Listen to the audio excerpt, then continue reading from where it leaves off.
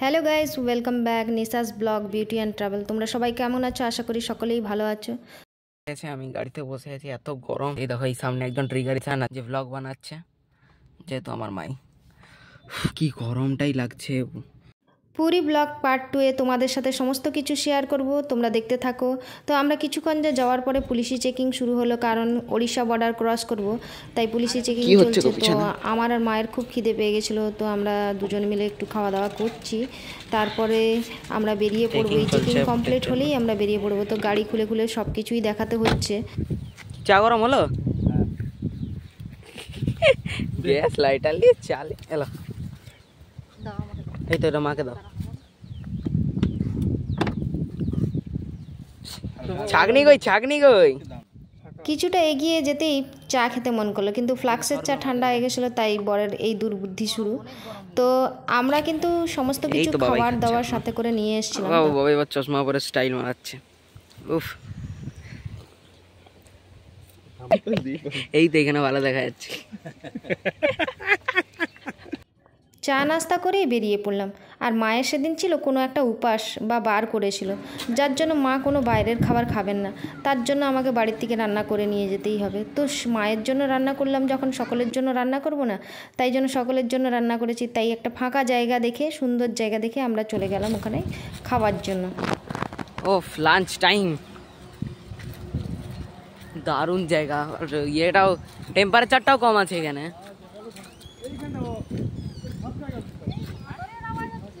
আরে বাঁধন না, এটা উপরে কি একটা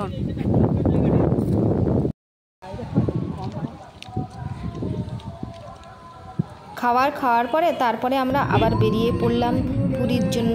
আর পুরী যাওয়ার পথে একটা গন্ডগোল হলো কি না, আমরা যে রুটটা ধরে যাচ্ছিলাম সেই রুট ঠিকঠাক দেখাচ্ছিল গুগলে, তারপরে হঠাৎ করে রুটটা গন্ডগোল হয়ে গেল। আমরা যেখানে পুরীর রাস্তায় যেতাম তার থেকে আমরা বাঁ দিকের রোড ধরে চন্দ্রকোনা রোড চলে এলাম। কিছুটা 30 কিলোমিটার আসার পরে মনে পড়লো যে না, আমরা ভুল রাস্তায়। ফাইনালি আমরা পুরীর রাস্তায় চলে এসেছি। তো এসেই আমরা আগে সমুদ্র দর্শন।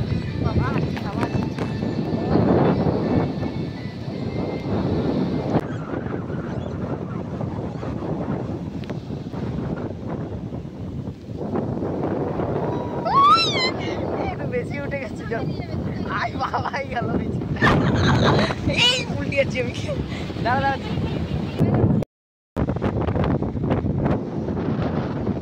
সমুদ্র ঘোরাঘুরি করার পরেই তারপর রাত্রে খাবার নিয়ে আমরা হোটেল দিকে রওনা হলাম। হোটেলে তারপরে রেস্ট নিলাম। তারপরে সকাল হতে না হতেই সব সমুদ্রের দিকে বেরোনো।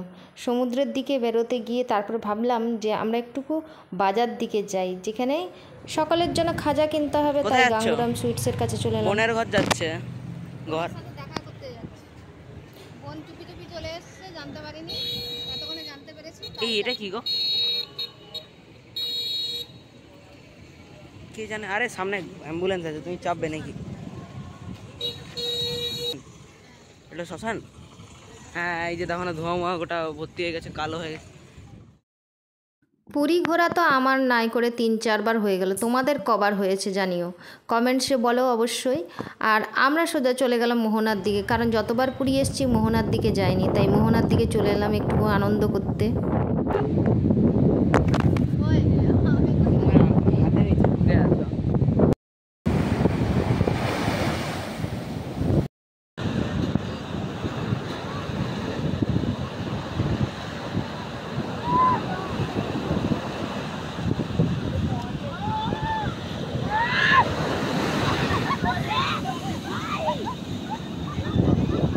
তারপরে দেখি কিছু ছেলে মূর্তি নিয়ে খেলছে। তো এই মূর্তিটা জলের সাথেই ভেসে এসেছিলো, আর আমার ছেলেও খুব এনজয় করলো। মোহনার, বিশেষ করে মোহনার সমুদ্রটা বেশি করে এনজয় করলো।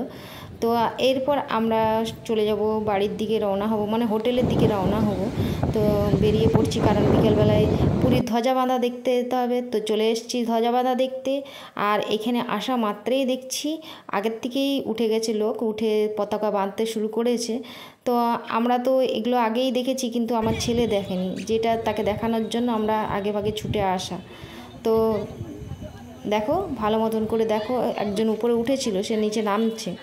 তো এইবারে পুরো পুরীর চত্বরটা ঘুরে দেখালাম।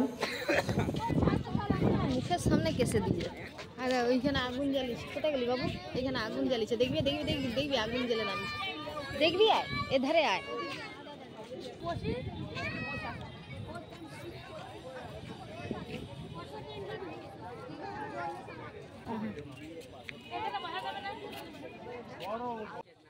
ধ্বজা বাঁধা দেখার পরেই আমরা একটুকু পুরীর চারপাশটা ঘুরতে শুরু করলাম। আর এত সুন্দর ফুল পাতাবাহার দিয়ে সাজানো ছিল, খুব সুন্দর লাগছিল, ভালোও লাগছিল। মন্দির চত্বরে থাকতে সবারই ভালো লাগে। তারপর হঠাৎ করে দেখি যে লোকটি সেই চক্রের উপরে উঠে যায়, যেটা আমার ছেলেকেও দেখানো হলো আর আমিও দেখেছিলাম না, সেটাও দেখলাম। তো তারপর দেখছি যে নাম সংকীর্তন আসছে, তো আমরা একটু দাঁড়িয়ে ওয়েট করে দেখে গেলাম।